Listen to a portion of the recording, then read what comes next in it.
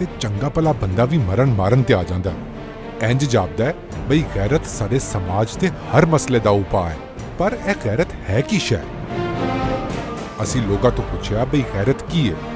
गैरत होनी चाहिए, एक अच्छी चीज़ है। इसके अलावा इंसान नहीं। गैरत इंसान के अंदर का ज़मीर है, ईमान का तकाज़ा है गैरत। हर इज़्ज़तदार इंसान की शान है। शराफत गैरत को कहते हैं। जिस बंदे में गैरत नहीं है ना जी, वो बंदा नामुकम्मल है। गैरत बड़ी चीज़ है, गैरत ही है। सेल्फ रिस्पेक्ट को गैरत कहते हैं।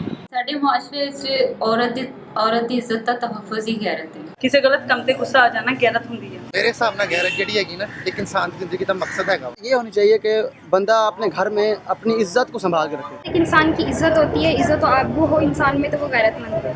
अपनी पसंद ਨਾਲ ਸ਼ਾਦੀ ਕੋਈ ਵੀ ਲੜਕੀ ਕਰ ਲਵੇ ਤੇ ਲੋਕਾਂ ਨੂੰ ਵੀ ਗੈਰਤ ਦਾ ਮਸਲਾ ਬਣਾ ਕੇ ਉਹਨੂੰ ਕਤਲ ਕਰ ਦਿੰਦੇ ਨੇ। गैरत बड़ी ਵੱਡੀ ਚੀਜ਼ ਹੁੰਦੀ ਹੈ ਜਿਹਦੇ ਪਿੱਛੇ ਬੰਦਾ ਕਿਸੇ ਦੀ ਜਾਨ ਲੈ ਵੀ ਸਕਦਾ ਤੇ ਦੇ ਵੀ ਸਕਦਾ। बीवी भी आ जाती है, घर च बेटी भी आ जाती है।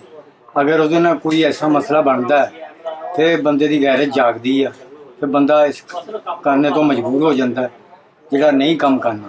गैरत एक मेंटली फिनोमेना है, हर शख्स के पॉइंट तो चेंज होता रहता है। अपनी जैसे अपनी बहन भाई हैं, अपनी बहनें, ऐसे लोगों को चाहिए कि अपनी दूसरी जो लड़की बाजार जाती हैं, ये जो स्कूल वगैरह कॉलेज वगैरह जाती हैं, तो आम आदमी को भी ये नहीं चाहिए कि वो जो बाजार जाने के बजाय उन्हें देखें, पर पहले अपने घर की तरफ देखना चाहिए। मर्दों के इस मुआशरे में उनकी अना ही उनकी गैरत है। ਜਿਹੜੀਆਂ ਆਪਣੀਆਂ ਭੈਣਾਂ ਵਾਸਤੇ ਬਹੁਤ ਹੁੰਦੀ ਹੈ ਲੇਕਿਨ ਦੂਜਿਆਂ ਦੀਆਂ ਭੈਣਾਂ ਵਾਸਤੇ ਨਹੀਂ ਹੁੰਦੀ।